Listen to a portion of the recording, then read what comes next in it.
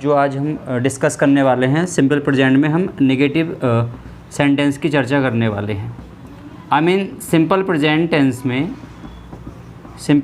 Tense में जो negative sentence होता है उसकी पैसिव वॉइस किस बेस पे बनाई जाती है, आज हम इसकी चर्चा करने वाले हैं कि सिंपल प्रेजेंट टेंस में नेगेटिव सेंटेंस की जो वॉइस बनाते हैं वो किस पर्पज़ से बनाते हैं, कैसे बनाते हैं, उसी का हम आज स्ट्रक्चर देखेंगे। तो सबसे पहले हम एक्टिव की बात करते हैं दोस्तों। तो एक्टिव में पहले तो आता है आपका सब्जेक्ट। अगर आपका सिंगुलर सब्जेक्ट है तो आपको लगाना पड़ेगा हेल्पिंग वर्ब में डज, और आपका सब्जेक्ट है प्लूरल तो लगाना पड़ेगा हेल्पिंग वर्ब में डू। आपका नेगेटिव बनेगा सेंटेंस तो प्लस क्या आ जाएगा, आपका नोट आ जाएगा। डू नॉट डज नॉट के साथ हमेशा दोस्तों वर्ब की फर्स्ट फॉर्म आती है और उसके बाद आपका क्या आ जाएगा, ऑब्जेक्ट। ये एक्टिव का फॉर्मूला है।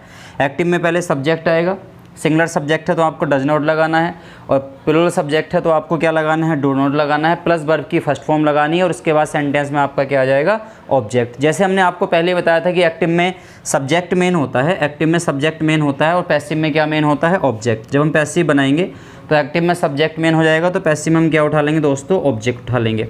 अगर आपका ऑब्जेक्ट सिंगुलर है तो आपको क्या लगाना पड़ेगा, इज लगाना पड़ेगा। आई है तो इसके साथ एम आता है, और आपका ऑब्जेक्ट बहुवचन है तो आपको क्या लगाना पड़ेगा, आर लगाना पड़ेगा। प्लस नेगेटिव है तो क्या आ जाएगा, आपका नोट आ जाएगा। प्लस वर्ब की कौन सी फॉर्म आ जाएगी, थर्ड फॉर्म आ जाएगी, उसके बाद बाई आ जाएगा और उसके बाद क्या आ जाएगा, यहाँ पे सब्जेक्ट आ जाएगा। ये आपका नेगेटिव का फॉर्मूला बन जाएगा। तो एक्टिव में सब्जेक्ट मेन होता है, पैसिव में मेन क्या होता है, ऑब्जेक्ट। फॉर एग्जाम्पल अगर हम सेंटेंस लिखें कि राम डज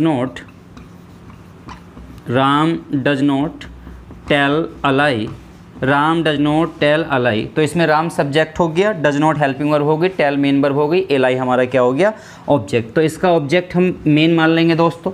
तो इसका ऑब्जेक्ट अगर हमने लिखा है ए लाई, तो ए लाई हमारा सिंगुलर होता है तो इसके अकॉर्डिंग क्या आ जाएगा, इज आएगा। फिर नेगेटिव है तो क्या लगा देंगे, नॉट। टेल की थर्ड फॉर्म क्या जाएगी दोस्तों, पैसिव में थर्ड फॉर्म लगाते हैं तो टोल्ड आ जाएगी। फिर आपका बाई आ जाएगा और उसके बाद क्या आ जाएगा, आपका राम आ जाएगा। फिर बाद में आपका राम आ जाएगा। तो ये सिंपल प्रेजेंट के नेगेटिव सेंटेंस का फॉर्मूला है। एक्टिव में सब्जेक्ट आएगा, हेल्पिंग वर्ब सिंगुलर सब्जेक्ट है तो आपको डज लगाना है, और आपका प्लूरल सब्जेक्ट है तो आपको क्या लगाना है, डू लगाना है। नेगेटिव है तो आपको नोट लगाना है, प्लस वर्ब की फर्स्ट फॉर्म आती है, उसके बाद क्या आता है, ऑब्जेक्ट।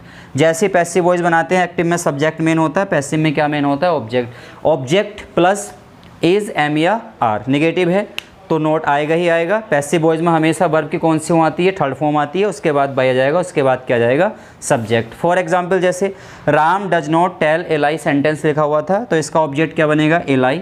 सिंगुलर